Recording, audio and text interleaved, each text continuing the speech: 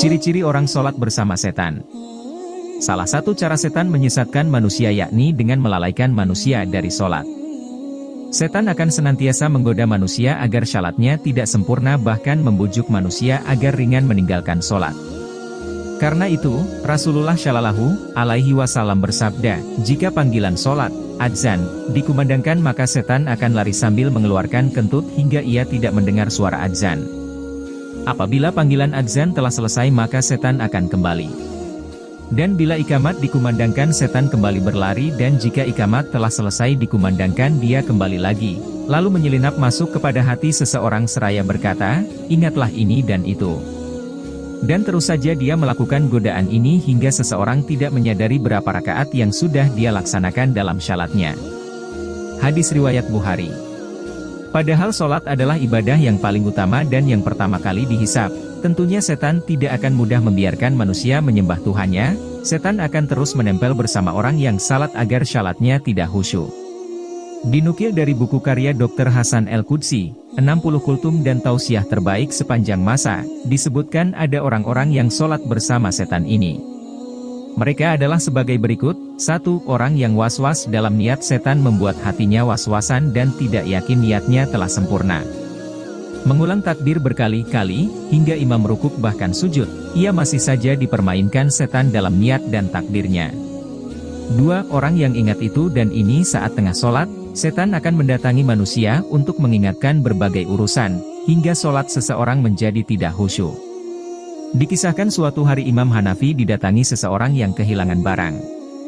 Ia lupa menaruh barangnya, oleh Imam Hanafi orang itu dianjurkan untuk salat sepanjang malam hingga menemukan barang yang dicari. Namun baru setengah malam menjalankan salat, setan membuatnya ingat lokasi barang tersebut. Ketika ditanya mengenai hal tersebut, Imam Hanafi menerangkan bahwa setan tidak akan senang apabila seorang hamba khusyuk dalam salatnya, sehingga setan akan membuatnya mengingat apa yang ia lupakan saat sholat.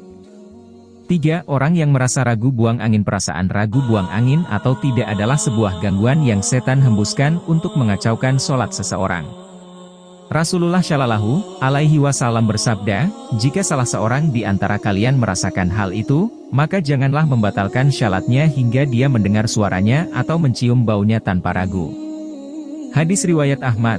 Baca juga, mendoakan orang lain. Salah satu sebab cepat terkabulnya hajat 4 orang yang tidak fokus pada syalatnya. Setan akan membuat seorang yang sedang sholat menjadi tidak fokus dengan mencuri perhatian, menjadikan orang yang sedang salat menengok ke sana kemari, membaca tulisan di depannya atau teralihkan oleh dering telepon genggamnya.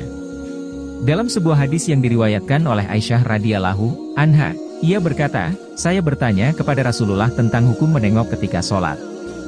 Rasulullah Shallallahu Alaihi Wasallam menjawab, itu adalah curian setan atas sholat seorang hamba. Hadis riwayat Bukhari. 5. Orang yang syalatnya tergesa-gesa. Sholat dengan tergesa-gesa sehingga salatnya tidak tumaninah, Rasulullah sangat melarang hal tersebut. Dalam sebuah hadis Rasulullah bersabda, sejahat-jahat pencuri adalah yang mencuri dari syalatnya. Para sahabat bertanya, wahai Rasulullah, bagaimana mencuri dari salat? Rasulullah berkata, dia tidak sempurnakan ruku dan sujudnya. Hadis riwayat Ahmad. Dalam hal ini Rasulullah menganggap perbuatan mencuri dalam sholat lebih buruk daripada mencuri harta. 6. Wanita yang sholat ke masjid menggunakan wangi-wangian. Menggunakan wangi-wangian saat ke masjid adalah salah satu perbuatan yang Rasulullah larang. Rasulullah bersabda, yang artinya, jika salah satu dari kalian, para wanita, hendak ke masjid, maka janganlah sekali-kali menyentuh wangian. Hadis riwayat Muslim. Demikianlah, setan akan terus mengganggu manusia.